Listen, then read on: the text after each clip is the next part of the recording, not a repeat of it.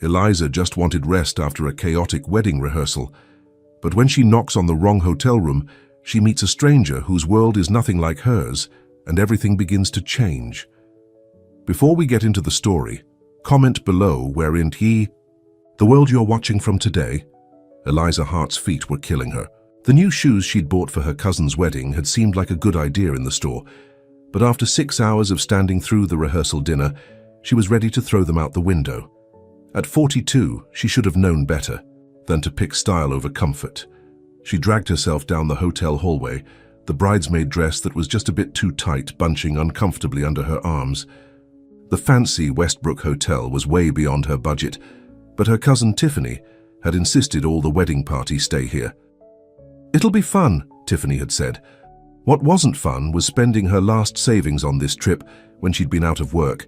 For 6 months, Eliza fumbled in her purse for the room key her cousin had given her. She was supposed to be sharing with another bridesmaid, but Tiffany had texted that the room number was 14B. All Eliza wanted was to collapse into bed and forget that she'd been left out of the head count at dinner. Her stomach growled as she found the key card. Just a few more steps, she whispered to herself, counting down the door numbers. 12B, 13B. There it was, 14B. She slid the key card into the door, but the light flashed red. Frustrated, she tried again with the same result. Finally, she knocked, figuring her roommate must be inside already. The door swung open, but instead of Jessica, the other bridesmaid, Eliza found herself staring at a man. He was about her age, maybe a few years older, with dark hair streaked with silver at the temples. He wore dress slacks and an unbuttoned white shirt that revealed a glimpse of his chest. His feet were bare, and his hair was slightly messy, like he'd been running his hands through it.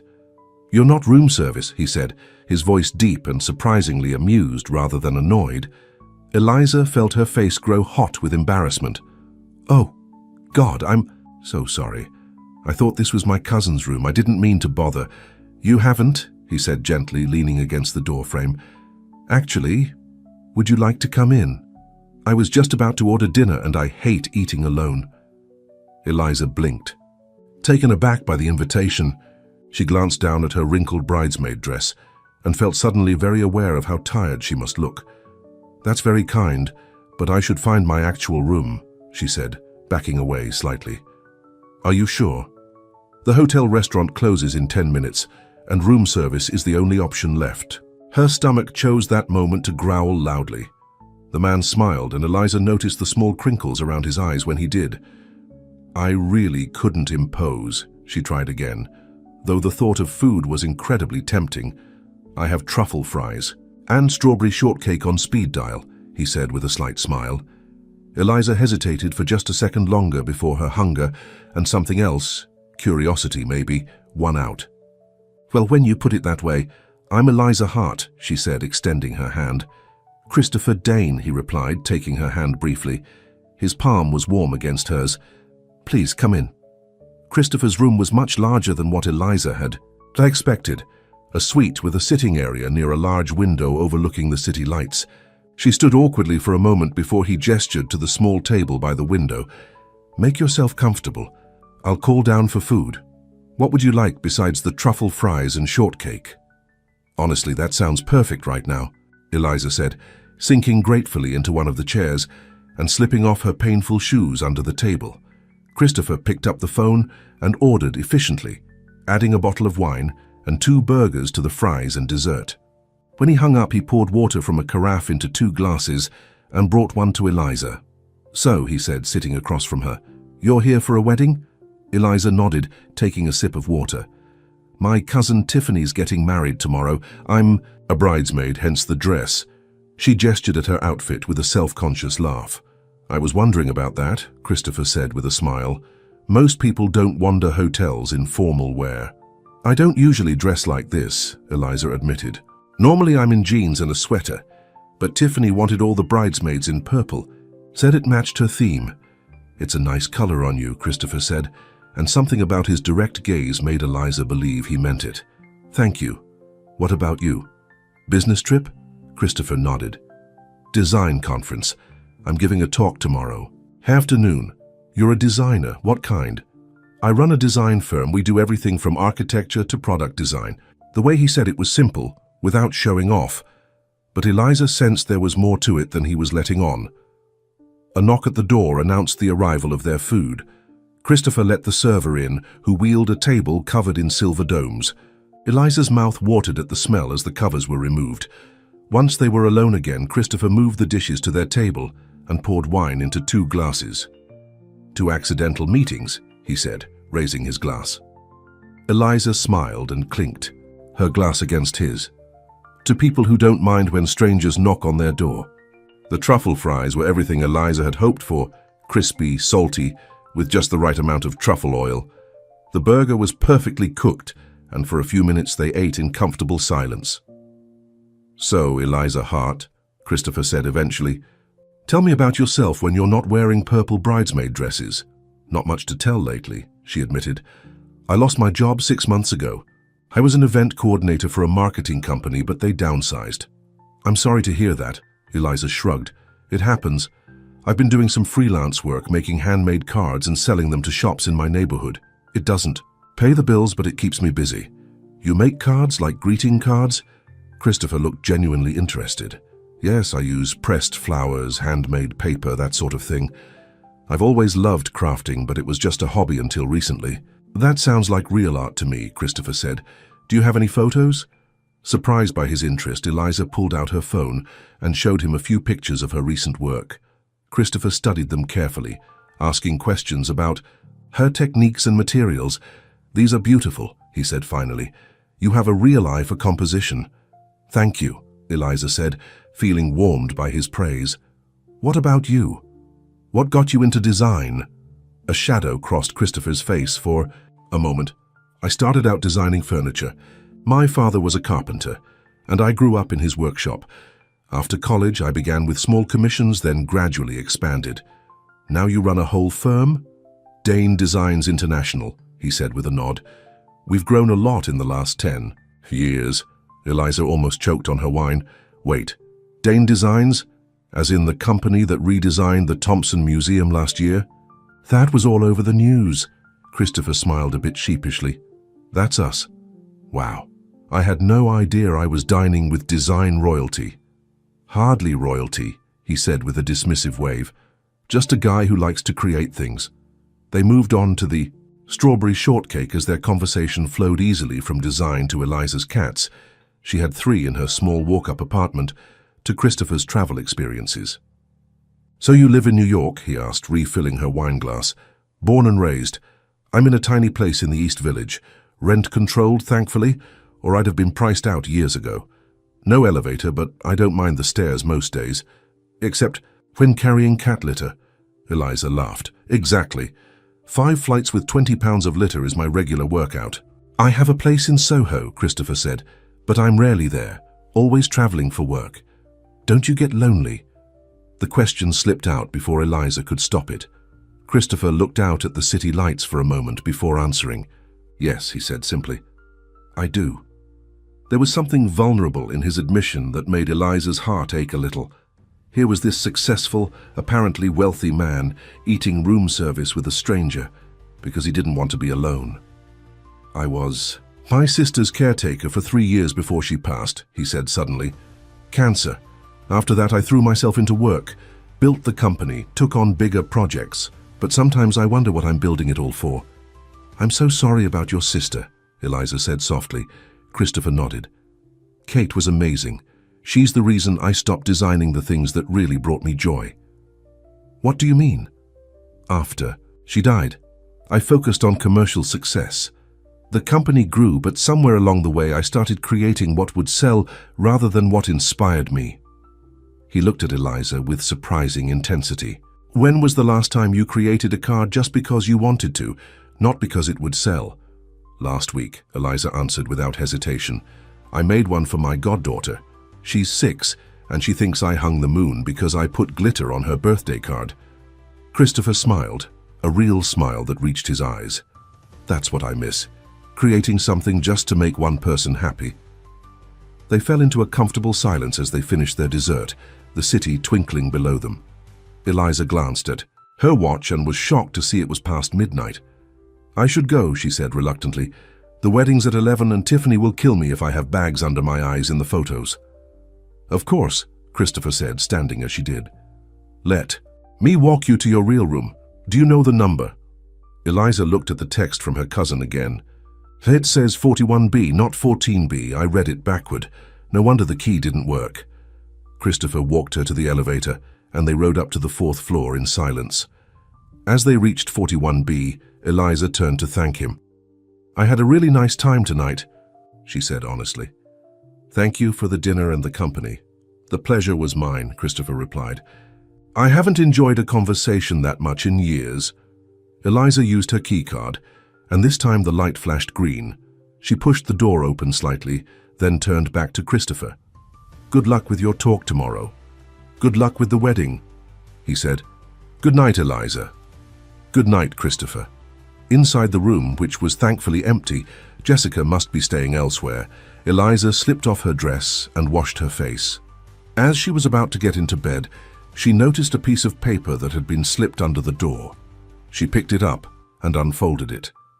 In a strong, clear handwriting was a simple message. If you ever knock by accident again, I'll always answer. See, Eliza clutched the note to her chest, a smile spreading across her face. Tomorrow was the wedding, and then she'd be heading back to New York to her cats and her job search and her small apartment. But tonight, something unexpected had happened.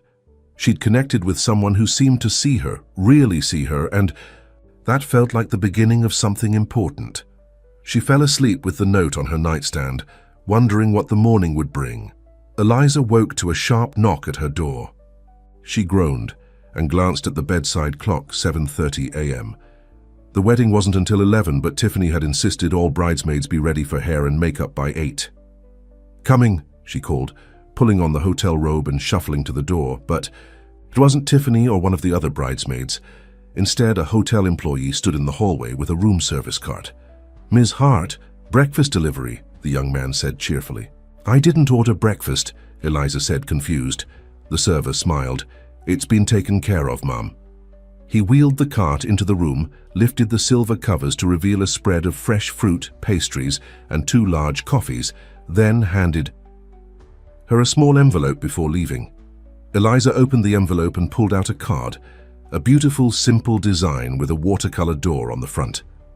Inside, in the same handwriting as last night's note, was written, Would you consider breakfast with a man who's still thinking about last night's shortcake, and the woman who made it sweeter? Her heart fluttered as she read the words.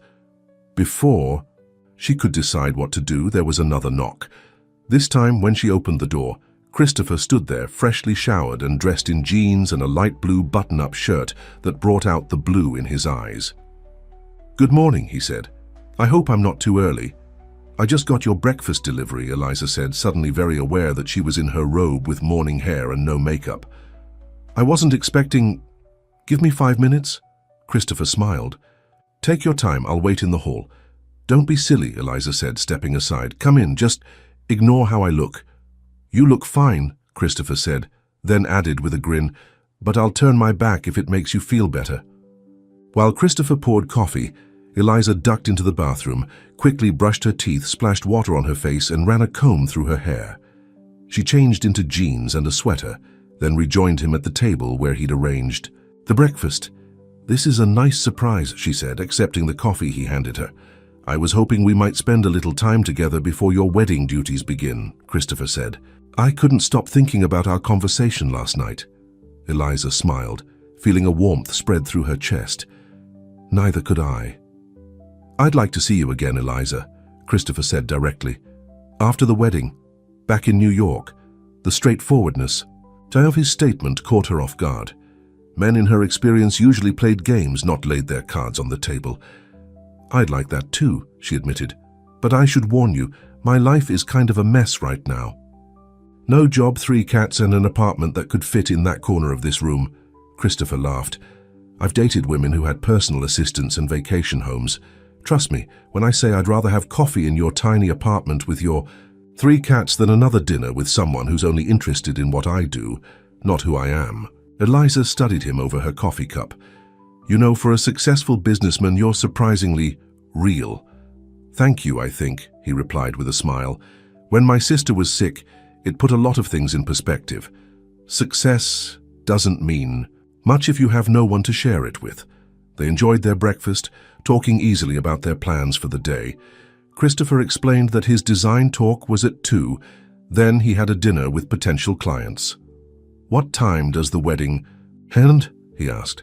The reception should be over by 6, but I've got an early train back to the city tomorrow morning. Would you consider changing your plans?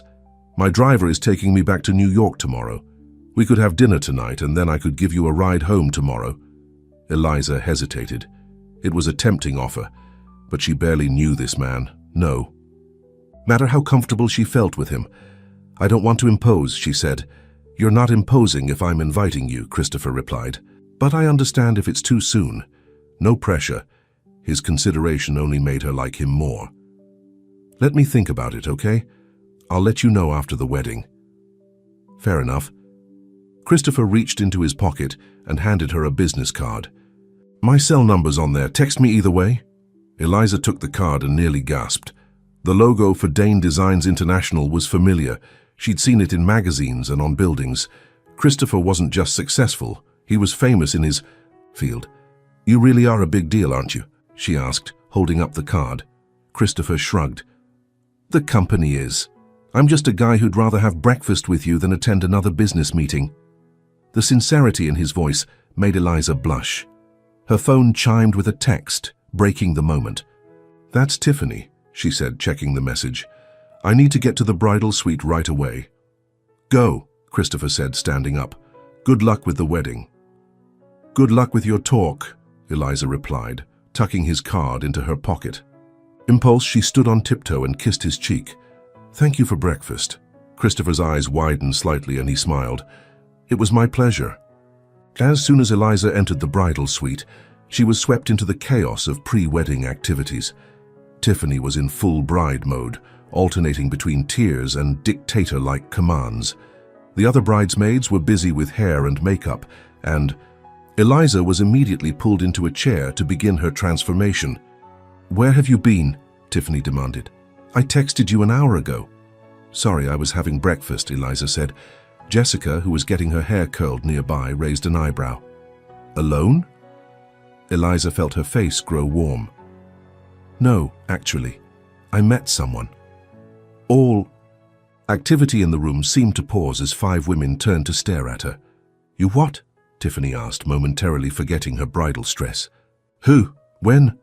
Details now. It's nothing, really. Eliza tried to downplay it. I knocked on the wrong door last night, and the guy was nice about it. We had dinner, and then he brought breakfast this morning.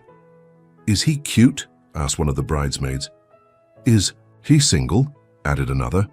Yes and yes, Eliza admitted, but it's probably just a vacation thing. Tiffany wasn't willing to let it go that easily. Name, occupation, age, go. Eliza sighed. Christopher Dane. He owns a design firm. Mid-40s. The makeup artist who had been quietly working on another bridesmaid suddenly looked up. Wait, Christopher Dane of Dane Designs, the guy who was on the cover of Modern Design Titans last month. Eliza blinked in surprise. I guess so. He mentioned his company redesigned the Thompson Museum. Oh my God, the makeup artist said, pulling out her phone and typing quickly. She held up the screen to show a professional photo of Christopher in a sleek suit, looking poised and serious, so different from the relaxed man who had shared truffle fries with her. This guy? Eliza nodded, feeling suddenly out of her depth. That's him. The room erupted in excited chatter, with everyone talking over each other to ask questions. Tiffany clapped her hands to restore order.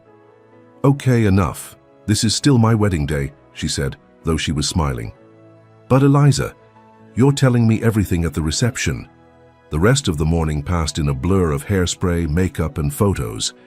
The wedding itself was beautiful, despite Tiffany having a small meltdown when the flower girl refused to walk down the aisle. Eliza performed her bridesmaid duties perfectly, though her mind kept wandering to Christopher and their breakfast together. During a quiet moment at the reception, while the other guests were dancing, Eliza slipped outside to the hotel's garden terrace. She pulled out her phone and Christopher's business card. hesitating for a moment before sending a text. Wedding almost over. How was your talk? The reply came quickly. Went well. Current status. Stuck at dinner with clients who think beige is an exciting color choice. Eliza laughed out loud, typing back, sounds thrilling. Reception food surprisingly good, though I'm spending most of my time keeping my cousin from fighting with her new mother-in-law. Families, Christopher replied. Have you thought about tomorrow? My offer still stands. Eliza took a deep breath and typed, I'd like that ride back to NYC and dinner tonight if you're free after your client meeting. I'll make myself free. Meet me in the hotel bar at 9? See you then, Eliza replied, feeling a flutter of excitement. When she returned to the reception, Tiffany immediately cornered her. Okay, spill it, her cousin demanded. What's going on with you and Mr. Design magazine? Eliza shrugged, trying to appear casual. We're having dinner tonight, and he's giving me a ride back to New York tomorrow. Tiffany's eyes widened. Eliza, this is huge. It's just dinner, Eliza protested. Please, the man brought you breakfast. In all my dating years, no man has ever brought me breakfast unless I was already sleeping with him. Tiffany, Eliza felt her face flush. It's not like that, we just connected. Her cousin's expression softened. That's even better, sweetie. I haven't seen you this excited about anyone since that jerk Brad broke your heart 3 years ago. It's different with Christopher, Eliza said quietly. He's successful, yes, but that's not what draws me to him. He listens. He sees me. Then, go for it, Tiffany said, hugging her. Just promise you'll name your first child after me. You're impossible, Eliza laughed, hugging her back. The reception ended with Tiffany and her new husband leaving in a shower of rose petals. Eliza helped clean up, then rushed back to her room to change for dinner with Christopher. She didn't have many options, having packed light for the weekend, but she found a simple black dress that would have to do. At 5 minutes to 9, she entered the hotel bar, scanning the room nervously. Christopher wasn't there yet, so she took a seat at a small table near the window. Just as she was checking her watch, a man approached her table. "Excuse me," he said. "Are you Eliza Hart?" He wasn't Christopher, but a well-dressed older man with silver hair and sharp eyes. "Yes," she replied cautiously. "Can I help you?" "My name is Victor Caldwell," he said, sitting down without being invited. "I'm Christopher Dane's business partner." Eliza felt a chill run down her spine at his cold tone. "Nice to meet you. I'm waiting for Christopher, actually." "Yes, I know," Victor said. "That's why I'm here. Christopher has been under a lot of pressure lately. The company is at a critical juncture with several major contracts pending." "Okay," Eliza said slowly, not understanding why he was telling her this. "Let me be direct, Ms. Hart. Christopher's reputation is crucial to our business. Our clients expect a certain image, a certain class of associates." The implication hit Eliza like a slap. "And I don't fit that image," Victor gave a thin smile. "I've taken the liberty of checking into your background, unemployed, living in a walk-up apartment with 3 cats, making greeting cards." He made her life sound pathetic, and Eliza felt her cheeks burn with humiliation and anger. "With all due respect, Mr. Caldwell, my relationship with Christopher is none of your business." "Everything Christopher does is my business," Victor said sharply. "We've worked too hard to build Dane Designs to have it compromised by a distraction." Eliza stood up, her hands shaking. "I think we're done here." Victor reached into his jacket and pulled out an envelope, placing it on the table. $10,000. Take it, go back to New York tomorrow on your own, and forget you ever met Christopher Dane." Eliza stared at the envelope in disbelief. "You're trying to pay me off. Are you serious?" "Completely," Victor said, standing as well. "Consider it a generous severance package for a very brief acquaintance." "You can keep your money," Eliza said, her voice tight with anger. "And you can tell Christopher I won't be joining him for dinner or the ride home." She turned to leave, almost running into Christopher, who was approaching the table, a confused expression on his face. "Eliza? Victor? What's going on?" Victor smoothly slid the envelope into his pocket. "Just introducing myself to your friend." Unfortunately, she was just leaving. Eliza couldn't bear to look at Christopher, humiliation burning through her. Your partner made it very clear that I'm not the right kind of person to be associated with Dane Designs. Good night, Christopher. She pushed past him, ignoring his call of, "Eliza, wait!" and hurried toward the elevator, tears stinging her eyes. She jabbed the button repeatedly, desperate to escape. Christopher caught up to her just as the doors opened. "Eliza, please. Whatever Victor said, he offered me money to leave you alone," she said, stepping into the elevator. $10,000 to go away. Is that what I'm worth to you, Christopher? A business expense? What? No. I had no idea. The elevator doors closed, cutting off his reply. Eliza leaned against the wall, her hands covering her face as the tears came. How could she have been so stupid? A man like Christopher Dane lived in a different world, a world where people like her could be paid to disappear when inconvenient. Back in her room, Eliza threw her few belongings into her suitcase. She'd find a train tonight, even if it meant sitting in the station until morning. Anything to get away from this humiliation. Her phone rang, Christopher calling. She sent it to voicemail. Then he texted, "Eliza, please let me explain. I had no idea what Victor was planning. I would never disrespect you like that." Another text followed. "Victor doesn't speak for me. What he did was unforgivable." And another, "Please, just 5 minutes. In person. I'm outside your door." Eliza stared at the messages, tears blurring her vision. Then came a gentle knock, the same kind of knock that had started this whole mess just 24 hours ago. She stood frozen, unsure whether to open the door or pretend she wasn't there. Her heart and head were at war, one urging her to listen, the other warning her to protect herself. The knock came again, followed by Christopher's voice. "Eliza, please, I'm not leaving until we talk." Taking a deep breath, Eliza approached the door, still uncertain what she would do when she opened it. Eliza's hand hovered over the doorknob. Every instinct told her to ignore Christopher's knocking, to protect herself from further humiliation. But something else, something stronger, made her unlock the door. Christopher stood in the hallway, his expression a mix of worry and determination. His normally perfect hair was disheveled, as if he'd been running his hands through it in frustration. 5 minutes, Eliza said, her voice barely steady. "That's all." "Thank you," Christopher said, stepping inside but keeping his distance. "Eliza, I swear to you, I had no idea what Victor was planning. What he did was completely out of line. He offered me money, Christopher, like I was some problem that needed to be handled." The humiliation still burned fresh in her mind. Christopher's face darkened with anger. "I know. I confronted him after you left. He claimed he was protecting the company, protecting me." He shook his head in disgust. "I told him that's not who we are, that's not who I am, isn't it?" Eliza asked, crossing her arms. "You live in a world where people like me can just be paid off, made to disappear when inconvenient." "That's not my world," Christopher insisted. "Yes, I have money. Yes, my company has a certain image. But none of that matters compared to how I felt having dinner with you last night or breakfast this morning." He took a cautious step toward her. "Victor has been pushing me for years to be someone I'm not. The perfect businessman, the face of the brand. I went along with it after Kate died because it was easier than feeling anything.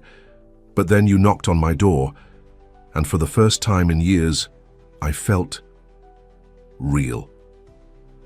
The sincerity in his voice made Eliza's defenses waver. "I don't belong in your world, Christopher." "Then maybe it's not my world either," he said quietly. "Do you know what I was doing right before you knocked on my door last night? I was sketching a chair design. Not for a client, not for the company, just for me. First time I've done that. In 3 years. What are you saying?" "I'm saying you reminded me of who I used to be, before the magazine covers and the corporate clients, when I designed things because I loved creating, not because they would sell." He ran a hand through his hair. "Victor doesn't understand that. He only sees the business, the contracts, the brand." Eliza felt her resolve weakening. "I don't want to cause problems for you." "You're not the problem, Eliza. The problem is that I've been living someone else's idea of my life for too long." Christopher took another step closer. "My 5 minutes are almost up. I'll go if you want me to." But I'm hoping you'll give us another chance." Eliza looked at him for a long moment. There was something so genuine in his eyes, so different from the polished businessman in the magazine photos. This was the man who'd shared truffle fries and talked about his sister, who'd ordered breakfast just to see her again. "I changed my train ticket," she said finally. "I'm leaving tomorrow morning at 8. Christopher's face fell slightly. "I understand. No, I mean, if your offer of a ride is still open, I'd rather go with you. But Victor works for me, not the other way around," Christopher said firmly. "And after tonight, he's on thin ice. What he did was inexcusable." Eliza took a deep breath. Okay. Christopher's expression brightened cautiously. "I'll go with you tomorrow," Eliza clarified. "As for tonight, I think I need some time to myself." "Of course," Christopher said, relief evident in his voice. "I'll pick you up here at 9 tomorrow morning, and Eliza—" He hesitated, then reached for her hand. "Thank you for giving me a chance to explain." After Christopher left, Eliza sat on the edge of the bed, emotions swirling. Part of her still couldn't believe someone like Victor had tried to pay her off. The other part couldn't believe someone like Christopher had stood up for her. Her phone pinged with a text from Tiffany. "Everything okay? You disappeared from the reception early." Eliza replied, "Long story, tell you tomorrow." That night, Eliza barely slept, her mind replaying the events of the day. By morning, she had made up her mind. Whatever was happening with Christopher, she wouldn't let Victor Caldwell's snobbery chase her away. If Christopher thought she was worth fighting for, maybe she was. At 9 sharp, there was a gentle knock at her door. Eliza opened it to find Christopher waiting, dressed casually in jeans and a light sweater. "Good morning," he said, a hint of uncertainty in his voice. "Ready to go?" "Almost," Eliza replied, gesturing for him to come in while she finished packing. Christopher entered but remained standing awkwardly near the door. "I meant what I said last night, Eliza. Victor was completely out of line." "I believe you," Eliza said, zipping her small suitcase closed. "I thought about it all night, and I decided I'm not going to let someone like him tell me where I belong." Relief washed over Christopher's face. "I'm glad to hear that. But," Eliza added, looking him in the eye, "I need to be clear about something. I am who I am, Christopher. Unemployed card maker with 3 cats and a tiny apartment. If that's going to be a problem for your company's image—" "It won't be," Christopher interrupted. "And even if it were, I wouldn't care." He took a step toward her. "Do you know what I did this morning? I called an emergency board meeting for Monday. I'm restructuring the company leadership. Victor's being moved to a position where he'll have no say in my personal life." Eliza's eyes widened. "Because of what happened last night?" "Partly," Christopher admitted, "but it's been coming for a long time. Victor's vision for the company has been moving further and further from mine. Last night was just the final straw." "I don't want to be the reason you make big business decisions," Eliza said, concerned. "You're not. You're the reason I finally saw clearly what I've been unhappy about for years." Christopher smiled. "Ready to go home?" The ride to New York in Christopher's sleek black SUV was surprisingly comfortable. The driver, a friendly older man named Frank, greeted Eliza warmly, and Christopher had brought coffee and pastries for the journey.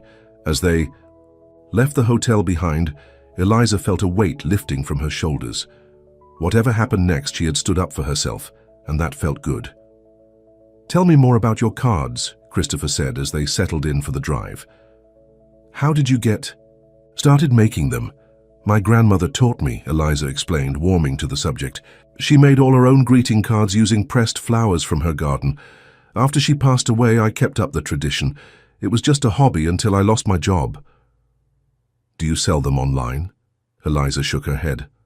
"Just to a few local shops in my neighborhood. I don't really have the technical know-how for e-commerce." Christopher nodded thoughtfully. "I have some friends in the sustainable design space who might be interested in your work. If you'd be open to it, I could introduce you." "I'd like that," Eliza said, touched by his offer, "but I don't want you to feel obligated to help me." "It's not obligation," Christopher assured her. "Your cards are beautiful. They deserve a wider audience." The conversation flowed easily as they drove, covering everything from Christopher's favorite buildings in New York to Eliza's dream of someday owning a small storefront for her crafts. By the time they reached the city, Eliza felt as if she'd known Christopher for years, not just days. "Where should Frank drop you?" Christopher asked as they entered Manhattan. "East Village," Eliza said, giving her address. "But you don't have to come all the way there. I can take a taxi from your place." "I'd like to see where you live," Christopher said, "if that's okay with you." An hour later, Frank pulled up in front of Eliza's apartment building. It was a typical East Village walk-up, the brick facade showing its age, a far cry from the sleek high-rises of Soho where Christopher lived. "5 flights up," Eliza warned as Christopher insisted on carrying her suitcase. "I could use the exercise," he joked. By the 3rd floor, Eliza was slightly winded, but Christopher showed no signs of fatigue. At the 5th floor, she unlocked her apartment door, feeling suddenly nervous about showing him her small space. "Welcome to my palace," she said, with a self-deprecating smile. The apartment was tiny but neat, with large windows that let in plenty of light. Every surface was carefully organized to maximize the limited space. Plants lined the windowsills, and the walls were covered with framed illustrations and small paintings. A tabby cat came to investigate the visitors, while 2 others watched suspiciously from the couch. "This is Max," Eliza said as the tabby rubbed against Christopher's legs. "And those 2 on the couch are Luna and Charlie. They're a bit more standoffish with strangers." "Hello, Max," Christopher said, bending down to pet the cat. "It's nice to meet you." "Let me give you the grand tour," Eliza said. "It'll take about 30 seconds. The tour consisted of the small living room that flowed into an even smaller kitchen, a bathroom barely big enough to turn around in, and a bedroom just large enough for a double bed and a dresser. "It's not much," Eliza said, suddenly conscious of how it must look to someone used to luxury. "It's perfect," Christopher said, surprising her. "It feels like a home, like you." "You're just being nice," Eliza laughed. "I'm being honest," Christopher insisted. "My place in Soho is 3 times this size, but it doesn't have half the personality. I've never even hung anything on the walls." "Why not?" Christopher shrugged. "Never found anything that felt right. Or maybe I just never bothered to look." He walked over to examine her crafting table in the corner of the living room, where papers, ribbons, and dried flowers were neatly organized. "Is this where you make your cards?" "Yes, this is my studio," Eliza said, making air quotes. Christopher picked up one of her finished cards, a sympathy card with delicate pressed forget-me-nots and handwritten calligraphy. "These really are beautiful, Eliza. You have a gift." His piece genuine admiration touched her deeply. "Thank you." "Can I take you to dinner tonight?" Christopher asked, setting the card down gently. "I'd like that," Eliza said. "But nowhere fancy, please. I don't own anything appropriate for your usual restaurants." "How about I cook for you instead?" Christopher suggested. "At my place, I make a decent pasta, and it would give you a chance to see where I live." "You cook?" Eliza couldn't hide her surprise. "Don't sound so shocked," Christopher laughed. "I lived alone for years before I could afford a personal chef. I'd love to." "Try your pasta," Eliza said. "Should I bring wine?" "Just yourself," Christopher replied, his eyes warm. "I'll take care of everything else." After Christopher left, promising to send a car for her at 7, Eliza collapsed onto her couch, immediately surrounded by her cats. "What am I doing?" she asked them. "Getting involved with someone like him is asking for trouble," Max purred. In response, while Luna only blinked her green eyes slowly. "You're right," Eliza said to the cats. "I should at least give it a chance." At precisely 7, the doorbell rang. Eliza had spent the afternoon cleaning her apartment and choosing what to wear, settling on a simple black dress with a cardigan, the nicest outfit she owned. She expected Frank with the car, but when she opened the door, Christopher stood there, a small bouquet of wildflowers in his hand. "I thought I'd pick you up myself," he said, handing her the flowers. "These reminded me of your cards." "They're beautiful," Eliza said, genuinely touched. "Come in while I put them in water." "I see your bodyguards are still on duty," Christopher noted as Max immediately approached for attention while the other cats watched from a distance. "They take their job very seriously," Eliza said, finding a small vase for the flowers. When they arrived at Christopher's building in Soho, Eliza tried not to gape at the sleek modern high-rise. A doorman greeted Christopher by name and nodded politely to Eliza. Christopher's apartment was on the top floor, a sprawling space with floor-to-ceiling windows offering panoramic views of the city. The furniture was minimal and obviously expensive. But Christopher had been right. The place lacked personality. No photographs, no art on the walls, nothing that revealed who lived there. "What do you think?" Christopher asked as he led her into the spacious living room. "It's beautiful," Eliza said diplomatically. "Those views are incredible. But it doesn't feel like you," she admitted. "At least, not the you I've gotten to know." Christopher smiled. "I knew you'd say that, and you're right." He guided her to the kitchen, where ingredients were already laid out on the counter. "This is the only room I really use aside from the bedroom." The kitchen was indeed more lived in than the rest of the apartment, with professional-grade appliances and copper pots hanging from a rack. "Cooking is my therapy," Christopher explained, handing Eliza a glass of wine. "It's the one creative thing I still do regularly." "I'm impressed," Eliza said, sipping the wine. "Need any help?" "You can keep me company," Christopher said, rolling up his sleeves and getting to work on the pasta dough. As he cooked, Christopher told Eliza more about his sister Kate, how she'd loved to cook, and how they'd spent countless hours in the kitchen together during her illness. "After she died, cooking was the only thing that made me feel close to her," he explained, his hands working the dough with practiced ease. "She sounds wonderful," Eliza said. "She would have liked you," Christopher said, looking up from his work. "She always said I needed someone real in my life, someone who would call me on my nonsense." Eliza raised an eyebrow. "Do you have a lot of nonsense that needs calling out?" "According to Kate, yes," Christopher laughed. "She thought I was too serious, too focused on work. She was right." "Well, I'm pretty good at calling out nonsense," Eliza said with a smile. "It's one of my specialties." Dinner was delicious. Homemade fettuccine with a simple but perfect sauce of butter, herbs, and parmesan. They ate at a small table in the kitchen, rather than the formal dining room, talking easily as they had since the night Eliza knocked on the wrong door. After dinner, Christopher gave Eliza a proper tour of the apartment, including his home office. Unlike the rest of the space, this room felt personal, with bookshelves full of design books and a large drafting table covered with sketches. "This is where I hide from the world," Christopher admitted. "Where I can still design for myself, not for clients or the company image." Eliza examined some of the sketches, furniture designs mostly, with a few architectural drawings. "These are beautiful," she said. "Why don't you produce them?" "Victor doesn't think they fit the Dane Designs brand," Christopher said, a hint of bitterness in his voice. "Too simple, not luxurious enough." "That's ridiculous," Eliza said. "They're elegant and practical. People would love these." "Maybe," Christopher said thoughtfully. "After the restructuring, I might have more freedom to pursue my own design direction." As the evening went on, they moved to the living room where Christopher surprised Eliza by pulling out a record player and a collection of vinyl albums. "Another hidden passion?" she asked. "My father collected records," Christopher explained, selecting one and setting the needle down carefully. The warm sounds of jazz filled the room. "When he died, I inherited his collection. It's one of the few things I brought with me from my old life." They sat together on the sofa, talking as the music played softly in the background.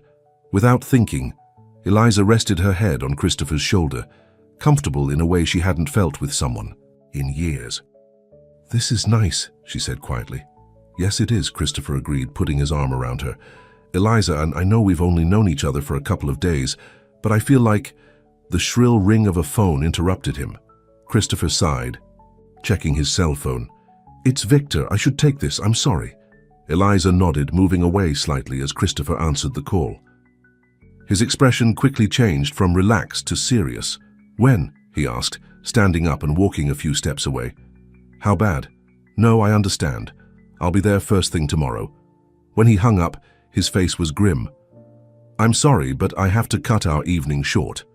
There's a crisis with one of our major projects in Chicago, a structural issue that needs immediate attention." "Of course," Eliza said, trying to hide her disappointment. "Work comes first." "It's not that simple," Christopher said, running a hand through his hair. "People could get hurt if this isn't addressed properly. I need to fly to Chicago tonight." Tonight? Eliza couldn't keep the surprise from her voice. The company jet is being prepared now, Christopher said. Victor has already booked the engineering team. We'll be working around the clock to fix this. I understand, Eliza said, standing up. You should go. People's safety is important. Christopher took her hands in his. I'll call you as soon as I'm back. It shouldn't be more than a couple of days. Don't worry about me, Eliza said. Do what you need to do. Christopher kissed her then, a gentle, brief kiss that left Eliza wanting more. I'll have Frank take you home, he said, his voice low. And Eliza? Thank you for understanding. As Frank drove her back to the East Village, Eliza tried to sort through her feelings. The evening had been perfect until that phone call. But of course, Christopher had responsibilities, big ones. That was part of who he was. He's a good man, Ms. Hart, Frank said, breaking the silence. I've worked for Mr. Dane for 8 years, and I've never known him to put himself before others. I believe that, Eliza said. I just hope this isn't a pattern. With his work. Can't say it isn't, Frank admitted. But I haven't seen him like this, with a woman, I mean, in all the time I've known him. Whatever's happening between you, too, it's changed him. Frank's words stayed with Eliza as she climbed the 5 flights to her apartment. Maybe things with Christopher would work out. Maybe they wouldn't. But she wouldn't let fear stop her from finding out. The next morning, Eliza was sorting through job listings when her phone rang with an unfamiliar number. Hello, Ms. Hart? This is Sophia Jenkins from Dane Designs International. I'm Mr. Caldwell's assistant. Eliza's stomach tightened. Yes? Mr. Caldwell would like to meet with you this afternoon if you're available. Why? Eliza asked, immediately suspicious. He didn't share the reason with me, Sophia replied. But he asked me to tell you it's a professional matter, not personal. I'm not interested in meeting with Mr. Caldwell, Eliza said firmly. He said you might say that, Sophia said, her voice becoming less formal. Look, between us, Mr. Caldwell has been in meetings all morning with the board of directors. Something big is happening at the company, and I think it involves you somehow. Eliza hesitated. What could Victor possibly want? And why would the board be involved? Mr. Caldwell also asked me to tell you that Mr. Dane authorized this meeting before he left for Chicago, Sophia added. That detail changed things. If Christopher knew about this meeting, maybe it was legitimate. What time and where? Eliza asked finally. 3 o'clock at the Dane Designs headquarters in Midtown. I can send a car for you if you'd like. No, thank you. I'll make my own way there, Eliza said. She didn't want to be any more beholden to Dane Designs than necessary. After hanging up, Eliza immediately tried calling Christopher, but the call went straight to voicemail. She left a message asking him to call her back about the meeting with Victor, then set about getting ready. At precisely 2:45, Eliza walked into the sleek, modern lobby of Dane Designs International. The receptionist directed her to the executive floor, where Sophia, a polished young woman with a friendly smile, greeted her. Ms. Hart, thank you for coming. Mr. Caldwell is waiting for you in the conference room. Eliza followed Sophia through a maze of glass-walled offices. Employees glanced at her curiously as she passed, making her increasingly uncomfortable. What was she doing here? Sophia opened a door to reveal a large conference room with a stunning view of the city. Victor Caldwell stood at the window, his back to the door. Ms. Hart is here, Mr. Caldwell, Sophia announced. Victor turned, his expression unreadable. Thank you, Sophia. Please hold all my calls. When they were alone, Victor gestured to a chair. Please sit down. I'd rather stand, Eliza said coolly. What is this about, Mr. Caldwell? It's about Christopher, Victor said, his tone surprisingly less hostile than their previous meeting. And the future of this company. I don't see how either of those things concern me, Eliza replied. They concern you because Christopher has made them concern you, Victor said, finally taking a seat himself. He called an emergency board meeting for tomorrow morning. He's planning to announce a major restructuring of the company leadership. He mentioned that, Eliza acknowledged cautiously. Did he also mention that he's planning to launch a new division of Dane Designs? One focused on sustainable, affordable design rather than luxury? Eliza's surprise must have shown on her face, so because Victor nodded knowingly. I thought not. Christopher's been working on this plan for months apparently, but he's accelerated the timeline. He sent the board a detailed proposal from the plane last night, along with his new designs. That still doesn't explain why I'm here, Eliza said. Victor opened a folder on the table and slid it toward her. Because of this, Eliza reluctantly picked up the folder and opened it. Inside were printouts of her card designs, along with sketches of what appeared to be a retail space. "What is this?" she asked, confused. "Christopher wants to partner with you," Victor said. "He's proposing a line of eco-friendly greeting cards and stationery as part of the new division. Your designs, his production and distribution network." Eliza sat down heavily, stunned. "He never mentioned any of this to me." "I suspect he was waiting for the right moment," Victor said. "The point is, Ms. Hart, you are no longer just Christopher's friend. You're potentially a business partner, a part of Dane Designs." "I don't understand," Eliza said, her mind racing. "Yesterday you tried to pay me to leave Christopher alone, and today you're telling me I might be working with the company." "Yesterday I made a terrible mistake," Victor admitted, surprising Eliza even further. "I acted without Christopher's knowledge or approval, and I've already submitted my formal apology to both of you." Victor leaned forward, his expression earnest. "Ms. Hart, I've worked with Christopher for 15 years. I've seen him build this company from nothing into what it is today. But in the process, he lost something of himself, his passion, his vision."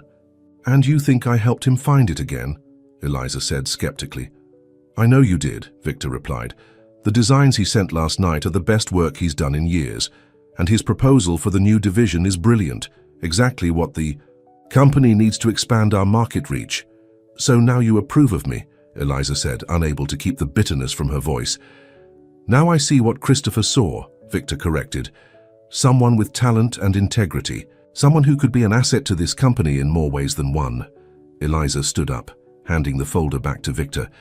"I appreciate the information, Mr. Caldwell, but I think I should discuss this with Christopher directly." "Of course," Victor agreed, standing as well. "But there's one more thing you should know." He hesitated, then continued. "The structural issue in Chicago? It's not as serious as Christopher was led to believe." "What do you mean?" "I mean that certain board members who are resistant to Christopher's new direction may have exaggerated the situation to get him out of New York before the board meeting." "Are you saying he was deliberately sent away?" Eliza asked, anger rising.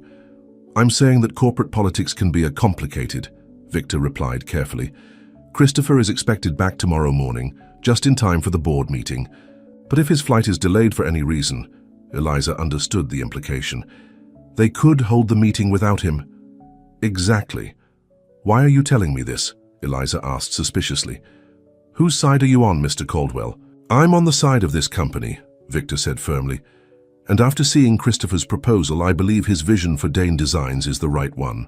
He handed Eliza a business card. "My private number. If you hear from Christopher, please let me know." Eliza took the card, her mind swirling with questions and doubts.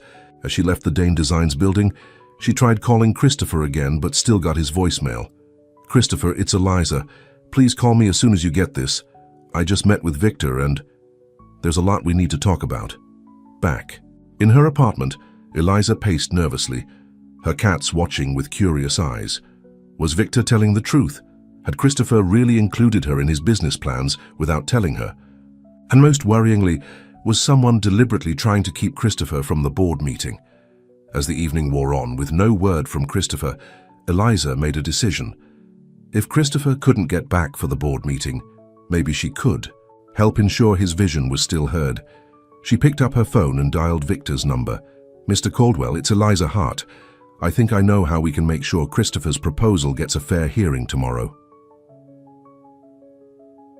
The morning of the board meeting dawned clear and bright.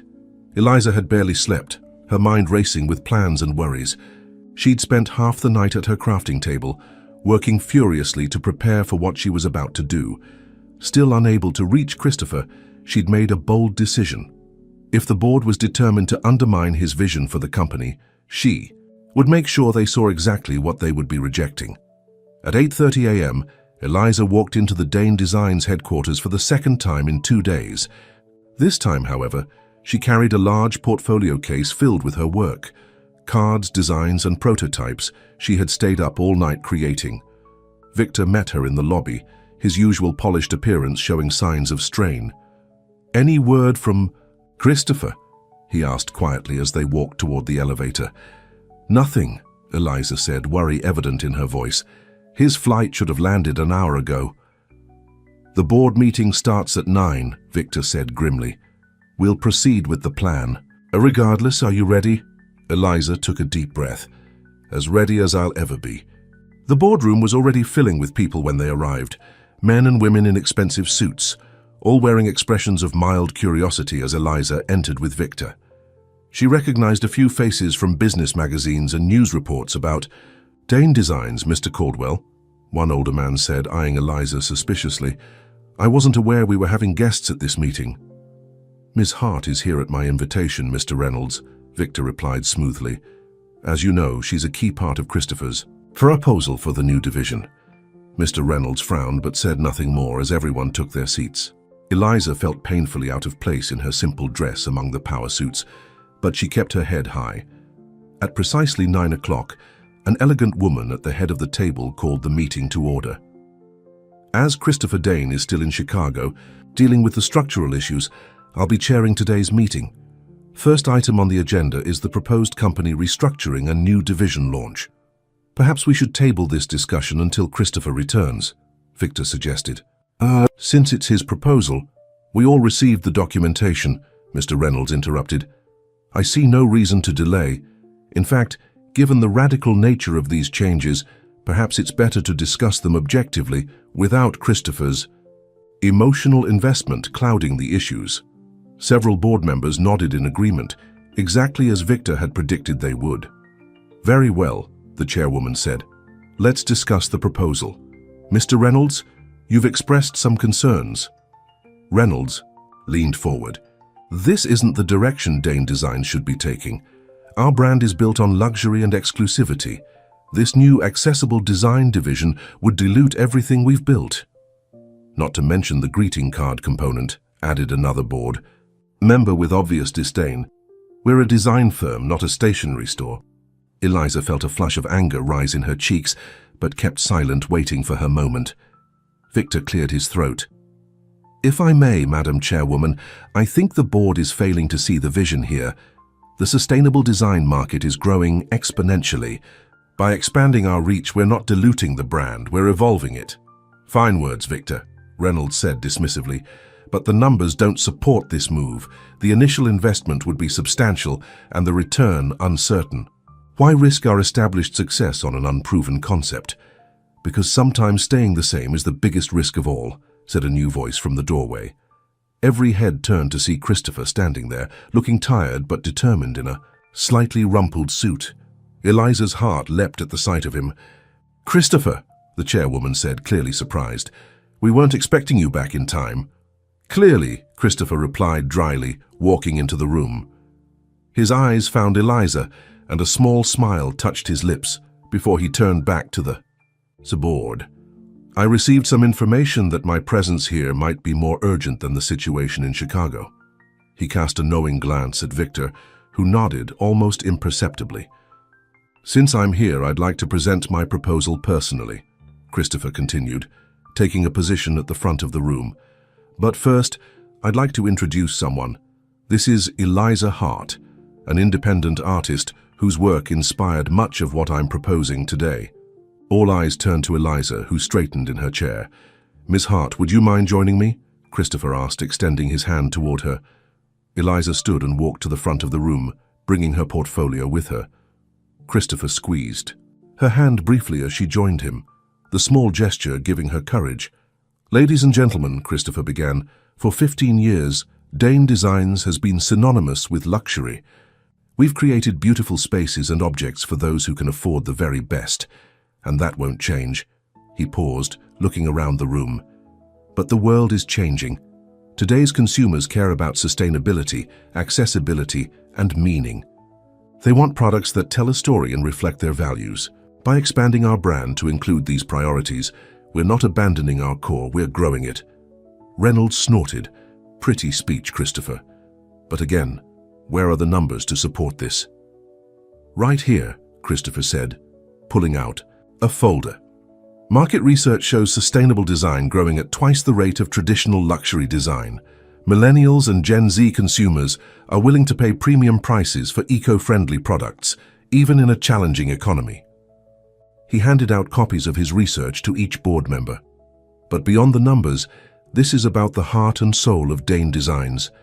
My sister Kate always said our company should create beauty that makes a difference in the world. This new division honors that vision. Eliza watched the faces around the table. Some seemed moved by Christopher's words, others remained skeptical. "And the greeting card component?" one board member asked. "How does that fit into your vision?" Christopher turned to Eliza. "This is where Ms. Hart comes in. Eliza, would you share your work with the board?" With slightly trembling hands, Eliza opened her portfolio. "What I create isn't just greeting cards," she began, her voice growing stronger as she spoke. "It's handcrafted sustainable art that helps people connect with each other in a digital world." She passed around samples of her work, cards made with recycled paper, pressed flowers and natural inks. Every piece is created with materials that would otherwise be discarded. The flowers are grown in community gardens. The paper is handmade from recycled fibers. To her surprise, the board members examined her work with genuine interest. Even Reynolds seemed impressed by the quality of the craftsmanship. "Last night I created these prototypes," Eliza continued, bringing out a series of cards with small furniture designs integrated into the artwork. "Imagine sending a card that becomes a small piece of art or contains seeds that can be planted. Imagine stationery that tells the story of Dane Design's commitment to beauty and sustainability." Christopher stepped forward again. "What we're proposing is a complete ecosystem of design. From the buildings we create down to the cards that might sit on a desk within those buildings. A consistent vision of beauty, sustainability, and accessibility." The room was silent for a moment as the board digested this information. "It's certainly an innovative approach," the chairwoman said finally, "but the investment required is significant." "I'm prepared to fund the initial phase personally," Christopher said, surprising everyone, including Eliza. "That's how much I believe in this vision." "And what about Ms. Hart's role in all this?" Reynolds asked, eyeing Eliza skeptically. "I'm proposing that Eliza head the new stationery division," Christopher said. "Her artistic vision and commitment to sustainability are exactly what we need." Eliza tried to hide her shock. They had never discussed this, and the offer caught her completely off guard. The board discussion continued for another hour, with questions about finances, marketing strategy, and implementation timelines. Through it all, Christopher remained confident and passionate, with Eliza contributing her perspective on sustainable materials and artisanal processes. Finally, the chairwoman called for a vote. "All in favor of approving the restructuring and new division as proposed by Christopher Dane?" One by one, hands went up around the table. Even Reynolds reluctantly raised his hand, though he added, "with quarterly reviews of performance metrics." "The motion passes unanimously," the chairwoman announced. "Congratulations, Christopher, and welcome to Dane Designs, Ms. Hart."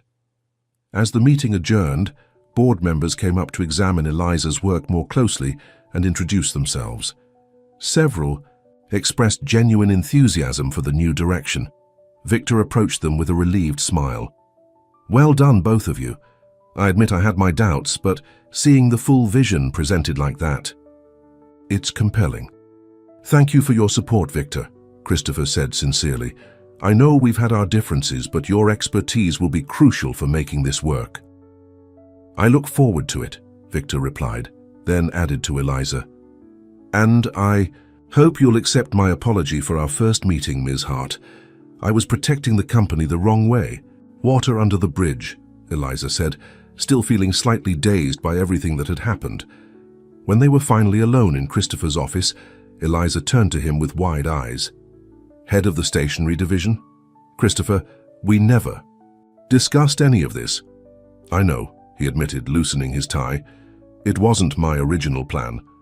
But seeing you last night with Victor, hearing how you were willing to stand up for my vision even when I wasn't here, I knew you were the right person for this, but I don't have any business experience," Eliza protested.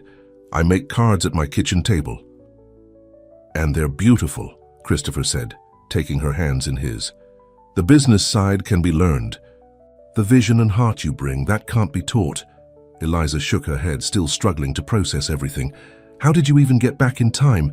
Victor said your flight might be delayed. It was, Christopher confirmed. But after I got your message about meeting with Victor, I chartered a private plane, cost a fortune, but it was worth it to be here today. You did that because of my message?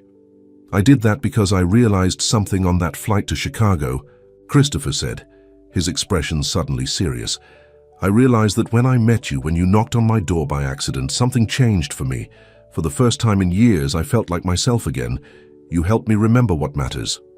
Eliza felt tears prickling at the corners of her eyes.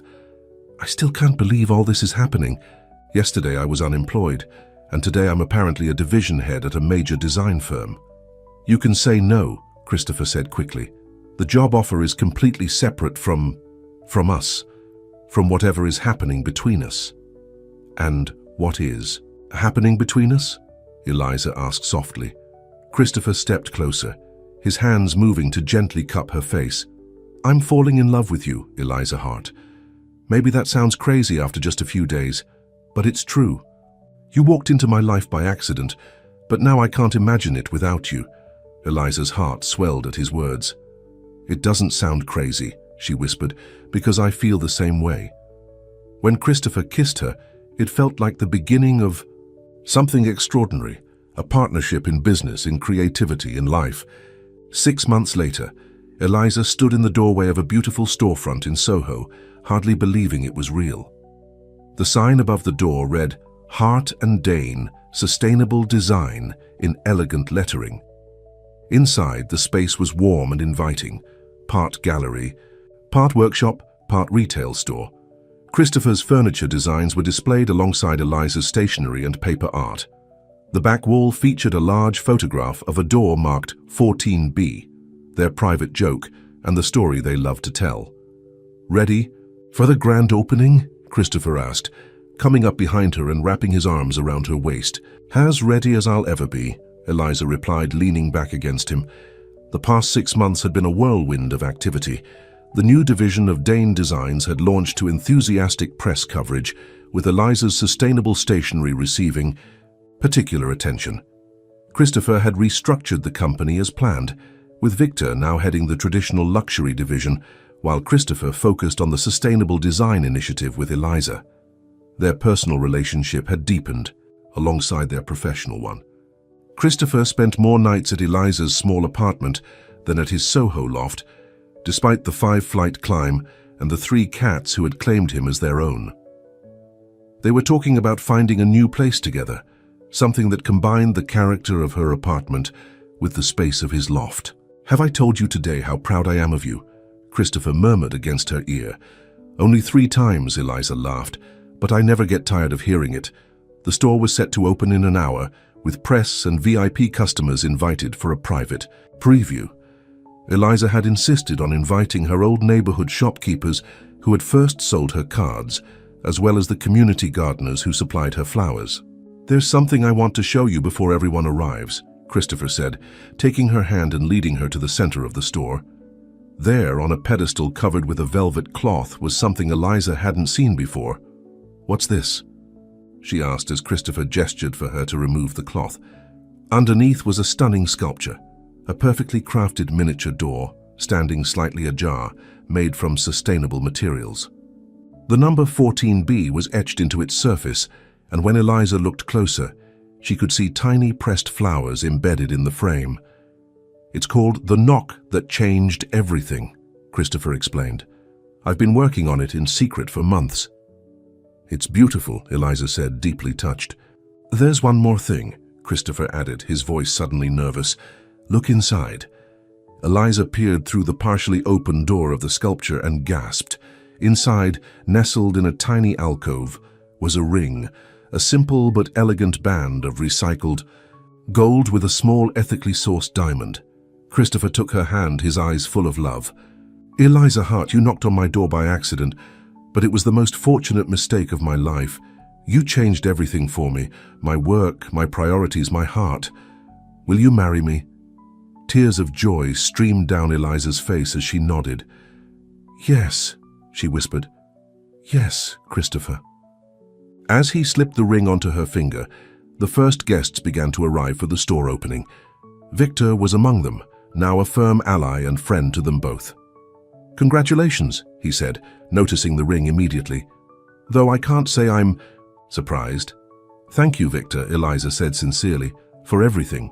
The evening was a triumph. Critics praised the innovative concept of the store, combining high-end sustainable furniture with accessible art and stationery. Journalists clamored for the story of how Hart and Dane had met and formed their partnership, both professional and personal.